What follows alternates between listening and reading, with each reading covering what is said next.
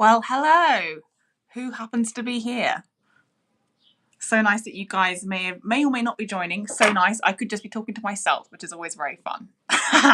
But I'm here today because we're gonna be uploading, revealing the video for Running, which was filmed a little while back, and we've been sort of gradually releasing the videos, and we've done Take This Body Home, and we've done 6, and now we're doing Running. This is the final one, which is so exciting.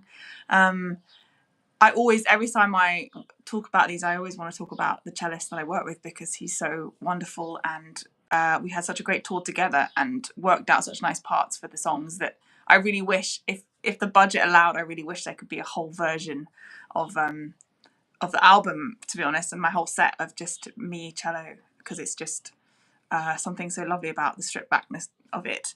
And what's lovely, so we're doing today's song is Running, and Running is one of those songs where when people ask me about songs, the question that comes up the most is like, what comes first, like music or lyrics, which I always think is so fascinating how often people ask that question. And it really, I was on a songwriting camp recently, and we talked about it a bit, like of me and a few of the artists there. And there are some artists that have a really regimented approach, like it's always the same. It's always a melody first, or it's always lyrics, or it's always like a chord sequence or something. And for me, it's just different every single time. But but when it's easy, it's just so delightful. And some songs are really worth like getting gnarly and getting into the weeds with, but there are some songs that just fall into your lap, and Running is 100% one of those songs.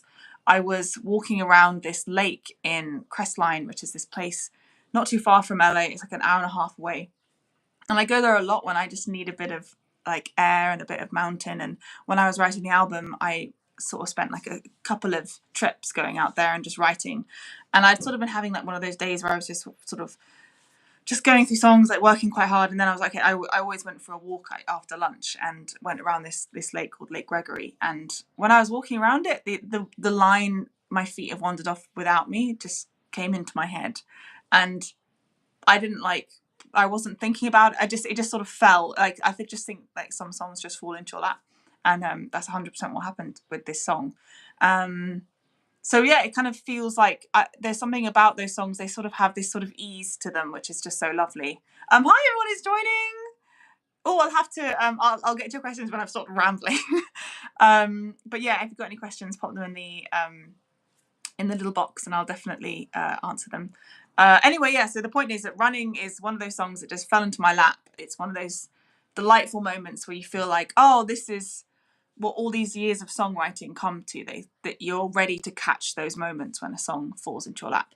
And I'm so excited that you're going to be able to hear this really lovely version, because I think if you'd seen me on tour, and like hi to anyone who came and saw me on the US tour, but a lot of people haven't heard this really stripped down version, which is really exciting. So excited for you to see it. I'm in a really red top that I made that I love.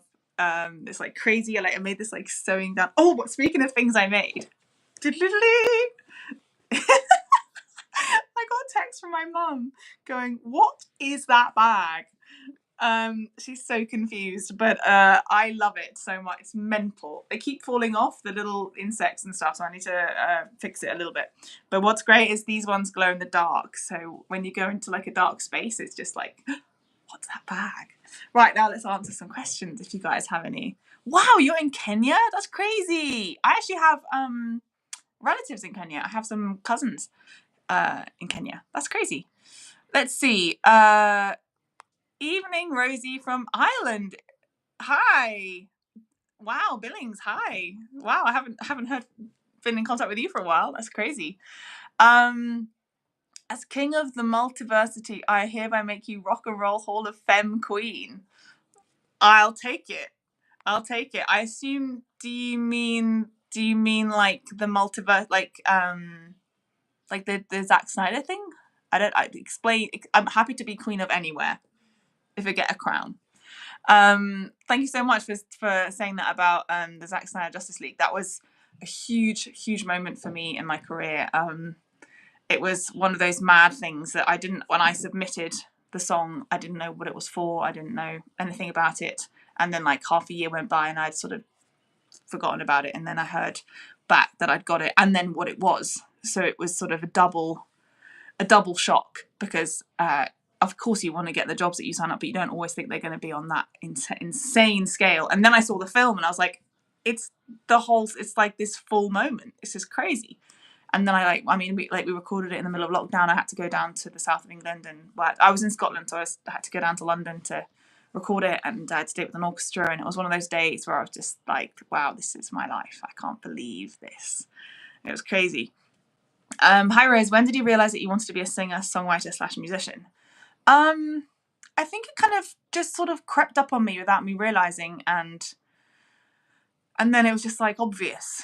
I always loved writing. I always loved writing poems, and like when I was quite young, around like the age of 10 or 11, I started writing little songs, and I really loved that it was a sort of refuge for me. I lived in quite a loud, busy family of lots of siblings. I never really had my own space. I used to kind of just go to the piano room, and like the dining room where we had a piano in it. We're not that. We didn't live in a freaking castle, but I did have a very musical family, so there were lots of instruments around. And people didn't really play the piano. My mum did, but none of my siblings were interested in that room particularly. So it was like this gorgeous little getaway that I could just be in. And I used to shut the door. Apparently I used to write a sign. I like put an official sign on the door saying like, no, don't come in, like recording is happening here. And yeah, I just started writing, and like then I started like going on GarageBand, or GarageBand as you say in America, and recording myself from like the age of 13, 14. And that's kind of how it happened. So it just became this sort of magical space for me, and the feeling of having written a song felt so thrilling and felt so incredible that I sort of just felt like I wanted to chase that high forever. And it felt scary, and it felt like when everyone was sort of filling out what university they wanted to go to, I just thought, I think I want to do this, be a songwriter. I think that's the thing I have to do. So that's how that happened. Any other questions? Massachusetts, so cool. Oh, I'd love to go. I'd love to visit Kenya. I've never been to Kenya. I've been to Egypt. I think that's the only part of Africa I've really been to, actually, which is kind of crazy. We went on like a sort of strange family holiday. It was amazing. We saw the pyramids, and we're on camels in the desert, and all sorts of hilarious adventures. My parents are quite unusual in the way that they approach literally everything, which is so lovely because I had a very unique upbringing as a result of that. So I don't want to. So what I always do is I don't want to overstay my welcome. So at about 59, I'll cancel this so that we can all watch the music video together, and I'll watch it with you. So nice. Do you have a specific image or message when you are writing, or is it more like chasing the muse? Oh, that's such a beautiful question. My goodness. Wow, you sound like you're an artist with that question. Chasing the muse. Do I have a specific image? Sometimes I have a specific message. I feel like when I was writing Irish Eyes, I wrote the chorus, like my mother says, I wrote that. That's not even the chorus, that's sort of the verse, but I wrote that a long time before I finished the song. And then when I was finishing the song recently, before I released it, I did really want it to be about, I guess, represent my version of femininity, which is, I'm not like, like Slippers for Princesses. I've always felt like I didn't really fit into that sort of delicate, waif-like girl, but I don't feel like I'm not a woman. I don't feel like I felt like that was a message I really wanted to convey, and I thought very seriously about the lyrics. Oh my goodness, I need to tap out soon, otherwise I'll miss it. Save me a seat. Oh my goodness, that's 103rd birthday. That's amazing. In Australia, that's crazy. Oh, thank you. That is so wonderful. Oh, what music do I enjoy listening to lately? Kneecap and Lola Young are top hot topics. I don't listen to either of them, but I know that they are hot topics. They definitely know how to make the news. No, I'm listening to softer things. A friend of mine is a beautiful musician. He's called Camden. He writes really lovely songs, and he's written a song called The Getty, which I'm addicted to. All right, my lovelies, thank you so much for joining. It was so nice to spend some time in your company, and now I'm going to cancel off, and we can watch the video together.